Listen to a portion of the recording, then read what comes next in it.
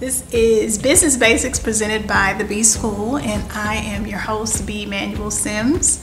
And Business Basics are just tips and tricks I've learned from being an entrepreneur over the years, and things that I'd like to share with you all to help you have a very successful business from the start. If you're a budding entrepreneur, or you've just gotten into business, or you just started your entrepreneurship journey, this is for you.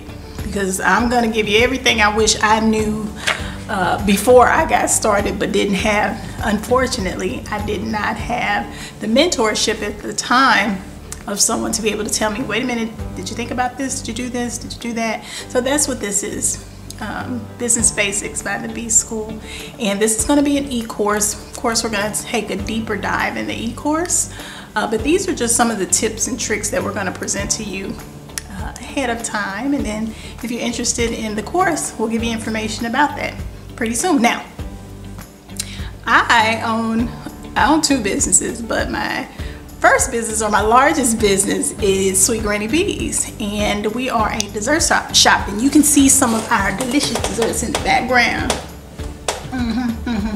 We got a Southern Bourbon Pecan Pie, and then we got some of our Ooey Gooey Rice Krispie Treats. So check us out. We're online, Sweet Granny Bees. You can check out our website to see everything we do. The tip that I want to bring to you today, the basic tip that I want to bring to you today, is when you're first getting started, if possible, do not quit your day job. Don't quit your job yet. And you don't want to do that because your job and the funds that you get from your job is going to be your biggest investor. That's where the money is going to come from to help you really develop your side hustle. Because at this point, it typically starts as a side hustle and then it develops into a business. But when you're first doing it, you don't know if this thing is going to work or not. So you have to invest money in it. You have to be able to you have to build. The money has to come from somewhere, and typically it's going to come from you first. So you are the biggest investors. It takes money to make money. If someone tells you you can start a business for free, they're lying to you. Something's going to cost money. And with business, you've got to buy supplies. You've got to buy, if you're baking, in my business, you got to buy ingredients to test with. You've got to buy utensils. You've got to buy cleaning supplies. Eventually, you're going to have to do some marketing. You may have to hire someone to do your books. You may have to hire employees. It's going to take money. Even when you're just getting started, you're going to have to, acquire your LLC, and we'll talk about that later. And get your EIN. You have to formate your business. You have to, acquire a bank account. So there are many different things that are going to cost money. It's not just free. So make sure that you are well aware that you need to have some money set aside to help you with this business. So the other part of this is that when you get started and you start making money, you want to take the money that you make and reinvest it into your business, because right now you're in build mode. Anytime you have that side hustle, you got to build it up. You're building until you can get to the point where you can see for sure what your revenue is going to be. Then you have to understand what your expenses are going to be. And then you subtract your expenses from your revenue, and that's going to give you your profit. You need to make sure that you're making a profit. So that's part of it.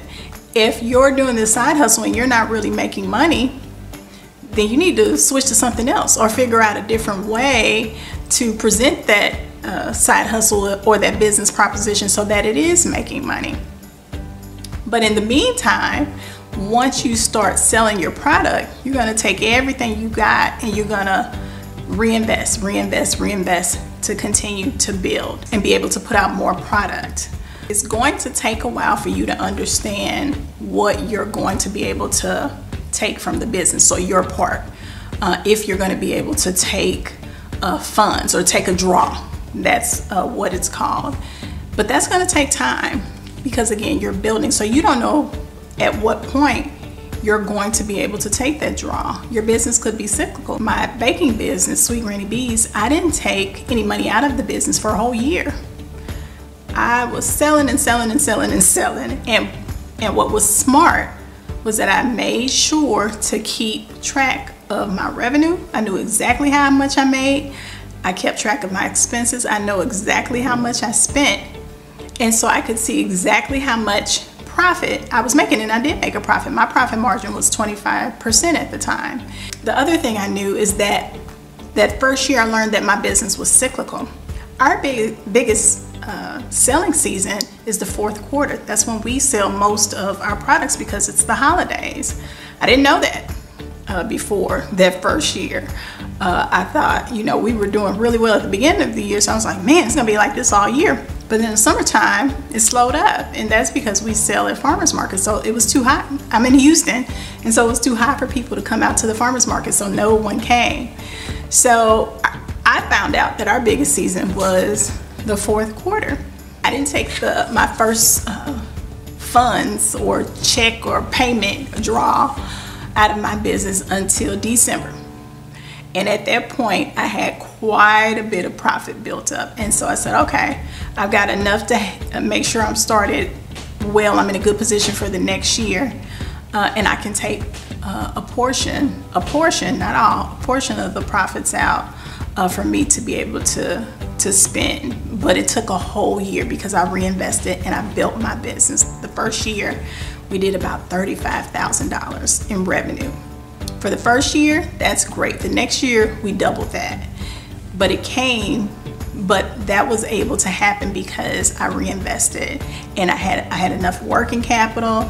I had, I had profits, so we had a good cash flow going, and I had money in the bank.